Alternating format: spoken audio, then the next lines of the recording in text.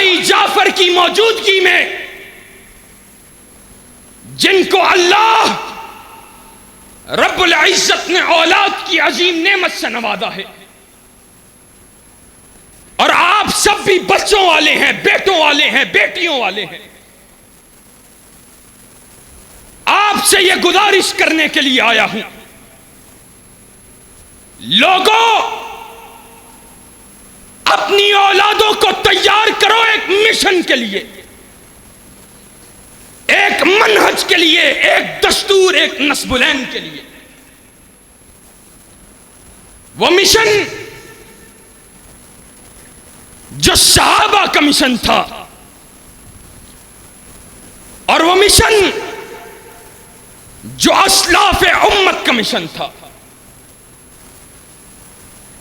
کیا آج یہ ہماری ذمہ داری نہیں ہے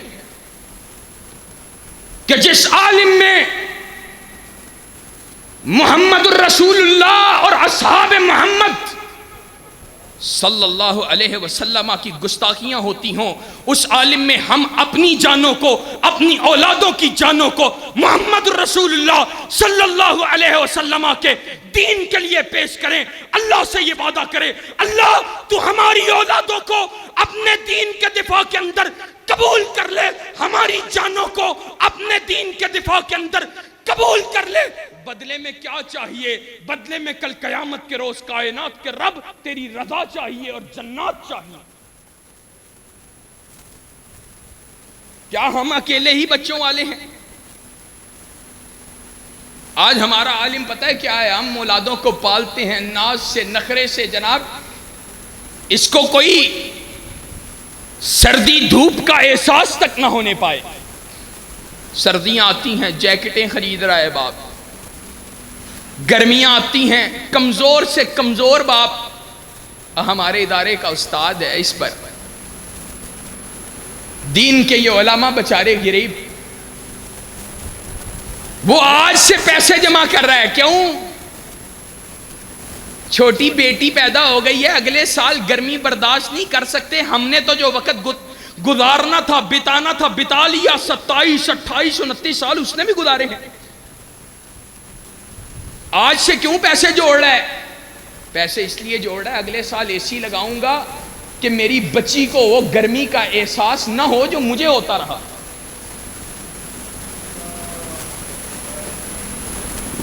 لیکن اہل حدیث کے فرزندوں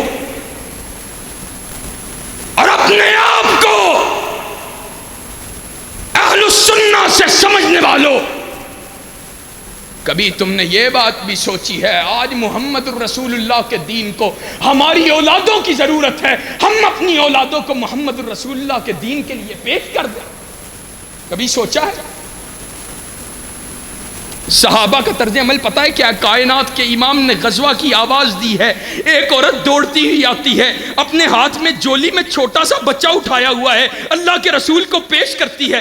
اللہ کے رسول پوچھتے ہیں، اور میں نے تو غزوہ کے لیے امداد مانگی تھی، مدد مانگی تھی، تو کیا لے کے آئی ہے؟ کہا اللہ کے رسول میرے پاس مال نہیں ہے، میں یہ چھوٹا سا بچہ لے کے آئی ہوں۔ اللہ کے رسول نے کہا او یہ میں اس بچے کا کیا کروں گا؟ اللہ کے رسول کو کہتی ہے اللہ کے رسول اگر کوئی نیزہ آپ کا رخ کرے، کوئی تیر آپ کا رخ کرے، کوئی تلوار آپ کا رخ کرے، اس بچے کو کٹوا دینا۔ اللہ کے رسول یہ بچہ کٹ جائے گا، ہماری نجات کا سبب بن جائے گا۔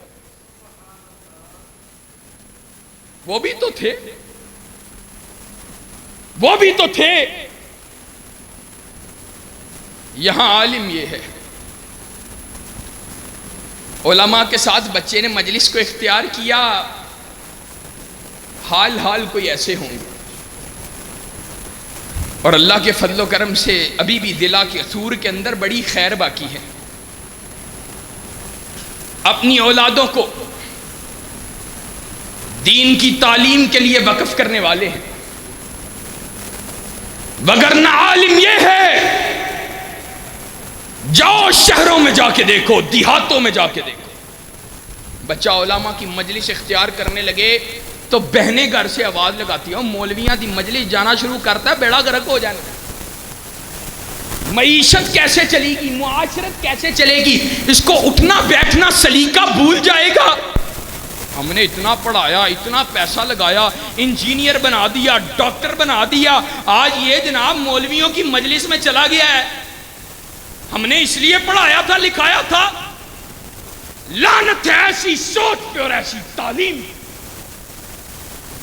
محمد رسول اللہ صلی اللہ علیہ وسلم کے دین اور ان کے علماء کے ساتھ بیٹھنے اٹھنے سے باغی کر دے۔ وہاں عالم پتہ ہی کیا تھا؟ آج ہمارے پاس سے بچہ نکلا، عالم کی مجلس میں جا کے بیٹھا، ماں نے کہا او یہ وقت اپنا جو ہے ضائع کرنے لگ گیا ہے، اس کا وقت ضائع ہو جائے گا۔ لیکن وہاں عالم کیا ہے؟ حذیفہ کائنات کے امام کی بارگاہ کے اندر آتا ہے، کائنات کے امام سے حدیث سنتا ہے، حدیث کو سننے کے بعد واپس پلٹتا ہے، اپنی ماں کو حدیث سناتا ہے، ماں آگے عورتوں کو حدیث بیان کرتی ہے۔ وہ آئیے سلسلہ جاری اور ساری ہے۔ آج 3 دن ہو گئے ہیں، حذیفہ نے کائنات کے امام کی مجلس کو اختیار نہیں کیا ہے، کاموں میں مصروف ہے، کام کاج میں مصروف ہے، ویسے تو روزانہ ہی جایا کرتا ہے۔ کائنات کے امام کا یہ صحابی، ماں پوچھتی ہے حذیفہ 3 دن ہو گئے ہیں، 3 دن ہو گئے ہیں، تو نے اللہ کے رسول کے پاس نہیں گیا ہے، تو جاتا تھا، تو واپس پلٹتا تھا، ہمیں حدیث رسول سناتا تھا، آج حدیث رسول کیوں نہیں سنا رہا ہے؟ کہا ماں چلا جاؤں گا۔ ماں آگے سے جواب میں پتہ ہے کیا کہتی ہے؟ حذیفہ تو نے کائنات کے امام کی 3 دن کی جدائی کیسے برداشت کر لی؟ تو ان کی مجلس کو اختیار کرتا تھا اور ہمیں آ کے حدیث رسول سناتا تھا، ہم تو صرف اللہ کے نبی کا قول سنتے تھے، آپ کو دیکھتے بھی نہیں تھے، ہم سے حدیث رسول سنے بغیر آج رہا نہیں جا رہا،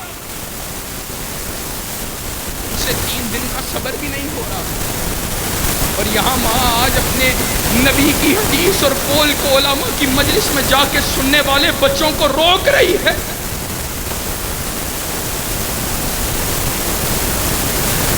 لوگوں آج دین کو قربانیوں کی ضرورت ہے۔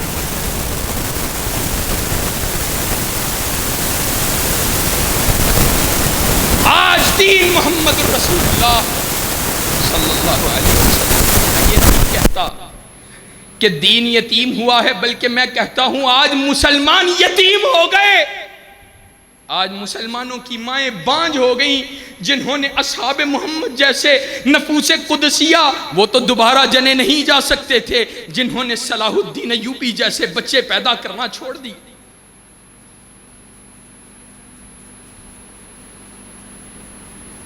تابعین کی ماؤں نے کیسی محنتیں کی، کیسی ایک حدیث یاد کرو 1 دینار دوں گی، ایک حدیث یاد کرو 1 دینار دوں گی۔ کائنات کے امام کی حدیث سے محبت اس انداز سے پیدا کیا۔ اور صحابیہ ہے، 4 بیٹے ہیں ایک غزوہ کے اندر، ایک جنگ کے اندر، 4 بیٹے ساتھ جا رہی ہے غزوہ کے لیے، جہاد کے لیے ساتھ نکلی ہے۔ سارے راستے میں اپنے بیٹوں کے لیے پتہ ہے کیا نصیحت کر رہی ہے؟ بیٹو جنگ میں ثابت قدم رہنا ہے، جنگ میں اگلی صفوں میں لڑنا ہے، جنگ میں پشت کرنا گوارا نہیں کرنا ہے۔ بیٹا اگر جنگ کے اندر حالات خراب ہو جائیں تو شیروں کی طرح لڑتے ہوئے شہید ہو جانا ہے۔ اور ماں کی چاہت تھی 4 بیٹے شہید ہو گئے۔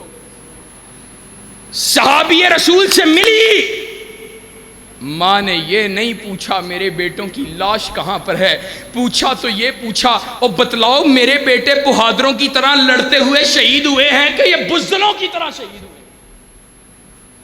کہا ماں تیرے بیٹے بہادروں کی طرح شیروں کی طرح لڑتے ہوئے شہید ہوئے ہیں۔ ماں کے سینے کو کلیجے کو ٹھنڈ پڑ گئی۔ آج ایسی مائیں کہاں سے لائیں کہ جب اصحاب محمد صلی اللہ علیہ وسلم کے اوپر تبرہ ہوتا رہا، کائنات کے امام کے صحابہ کو گالیاں پڑتی رہیں، کائنات کے امام نے کہا تھا آج اہل حدیثوں ہم اس عزم کو لے کے آئے ہیں، اس نظریے کو لے کے آئے ہیں، اس آوازے کو لے کے آئے ہیں، اس پکار کو لے کے آئے ہیں کائنات کے امام نے کہا تھا لا تسبوا اصحابی لا تسبوا اصحابی فوالذی نفس محمد بیدہ لو ان احدکم انفق مثل احد ذهب ما ادرک مد احدهم ولا نصیفہ. اور قسم اس ذات کی جس کے ہاتھ میں مجھ محمد الرسول اللہ صلی اللہ علیہ وسلم کی جان ہے، سن لو میرے صحابہ کے بعد آنے والوں، تم سن لو، لو ان احدکم انفق مثل احد ذهب، اگر تم میں سے کوئی بعد میں آنے والا احد پہاڑ کے برابر سونا بھی خرچ کرے، میرے صحابہ کے ایک مٹھی جو یا آدھی مٹھی جو کو کائنات کے رب کے راستے میں پیش کرنے کو پہنچ نہیں سکتا.